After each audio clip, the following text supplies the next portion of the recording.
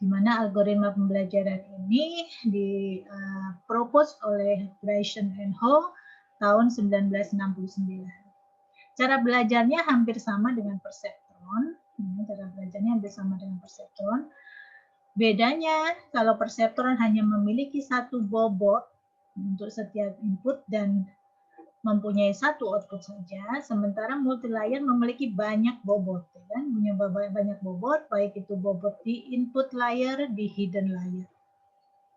Ya, di mana setiap bobot itu memiliki kontribusi terhadap lebih dari satu output. Nah, bedanya lagi kalau di perseptron kita menggunakan fungsi aktivasi HAT limit ya, HAT, yaitu sign atau menggunakan sign atau step. Nah, maka kalau di backpropagation ini kita menggunakan fungsi aktivasi soft ya, soft, di mana dia menggunakan fungsi sigmoid yang mewakili sebuah bentuk dari kurva normal atau Gaussian. Jadi bedanya seperti ini kalau sigmoid, kalau sine ya dia tegas, tegas seperti ini. Nah, kalau sigmoid dia smooth. Ini bedanya. Ya.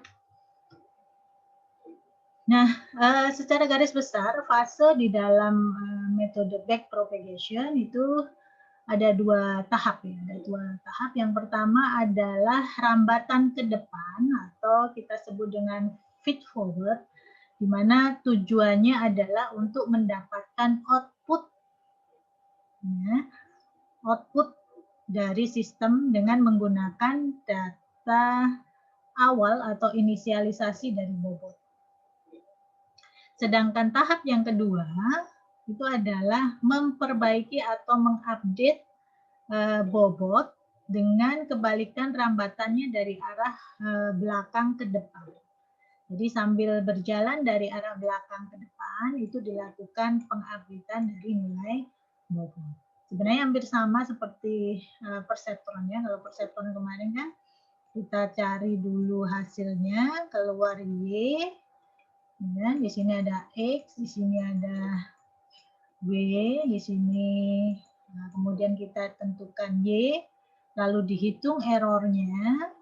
Kemudian dari error ini kita mengupdate W1 dan W2. Nah, hanya di sini karena dia lebih dari satu layer, nggak hanya satu, maka prosesnya ini dirambatkan. Jadi pertama sama prosesnya kita mendapatkan Y, arahnya ke depan, kita peroleh Y. Lalu sama nanti berikutnya dihitung error di sini, kemudian dia mengupdate secara arah kebalikannya. Jadi mengupdate dulu yang ada di output layer, di hidden layer. Kemudian kita dapatkan di input layer. Begitu.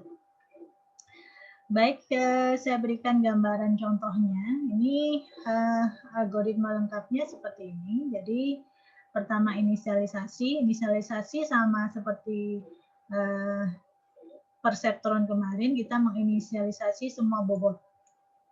Ya, nah biasanya dengan menggunakan bilangan random.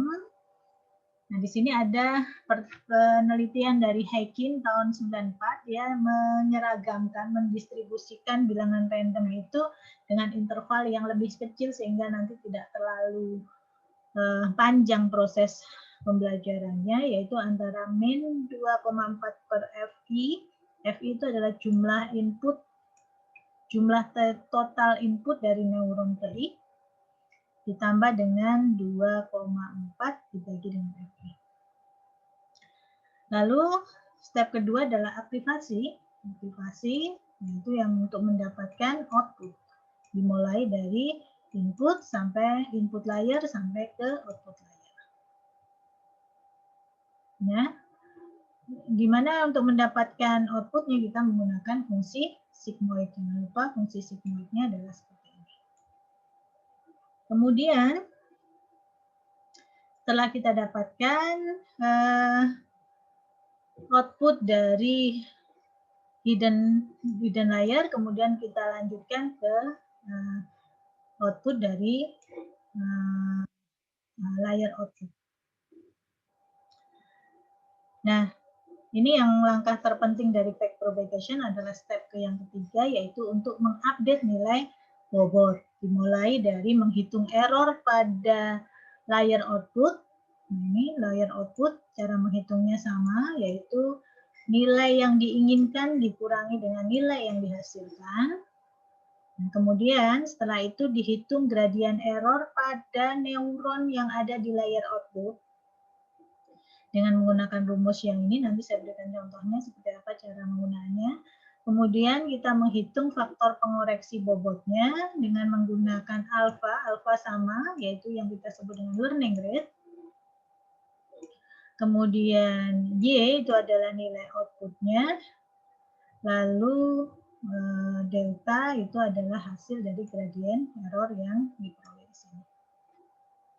Nah, kemudian hasilnya itu akan digunakan untuk mengupdate nilai bobotnya. Di mana nilai bobotnya itu sama dengan nilai bobot yang lama ditambahkan dengan faktor pengoreksi. Nah, kemudian setelah di layer output, kita merambat ke depan, yaitu ke hidden layer. Hidden layer, rumusnya hampir sama ya, jadi kita menghitung gradien error dulu dari layer hidden-nya. Kemudian setelah itu kita menghitung koreksi bobotnya, lalu kita mengupdate bobot. Nah, setelah semua bobotnya diupdate, maka proses itu kita ulang lagi ke iterasi yang berikutnya sampai kriteria error terpenuhi. Nah, untuk menentukan kapan berhenti, ini yang agak berbeda. Kalau yang sebelumnya kita mengecek semua yang ada dalam satu epoch itu sudah 0 semua. 0, 0, 0, 0, errornya 0, maka berhenti. Tapi kalau ini nggak mungkin, susah mencapai 0 karena kita menggunakan sigmoid.